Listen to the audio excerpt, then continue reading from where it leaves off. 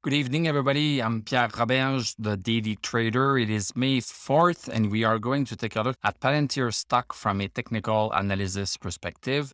My goal in doing these videos is to help you understand how you can use technical analysis to make better trading and investing decisions.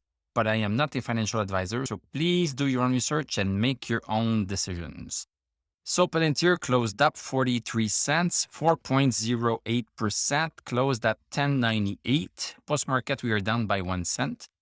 Let's look at what we have here on the chart. So we have a nice green candle here with a longer wick at the bottom. So this is an indication that we have some buying pressure. So this is always nice. So we already see here that we tend to have a bottom here. So we have two candles.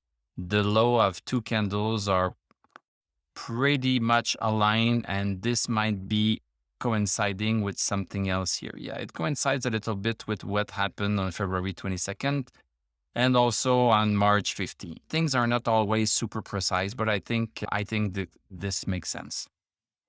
We seem to have bottomed a little bit, so that's interesting to see.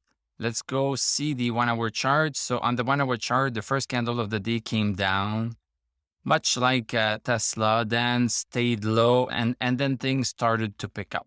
So we are still under 11 bucks. The stock looks more and more like it's in a congestion zone between 11 bucks and 10.13. Stochastic quite high on the 1 hour chart. Look at this, and all of the indicators are pretty good on the 1 hour chart. Let's go back to the daily chart. Okay, on the daily chart, we are still a long way from a nice clean move.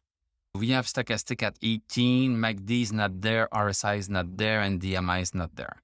What I am expecting is that we might be moving up to this downward resistance right here. And then within a week or two, what is going to be interesting to see is how the indicators can change within a week or two.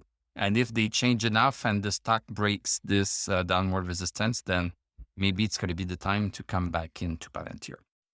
Also, of course, what might be a catalyst is the May 9th earnings calls. That might precipitate things a little bit on either side. Thank you very much for watching. Thank you for liking, commenting, subscribing. If you like what I do, you can become a YouTube member. You can click on my TradingView affiliate link. I'm going to wish you a great evening. We are going to talk tomorrow, and I'm going to tell you à la prochaine.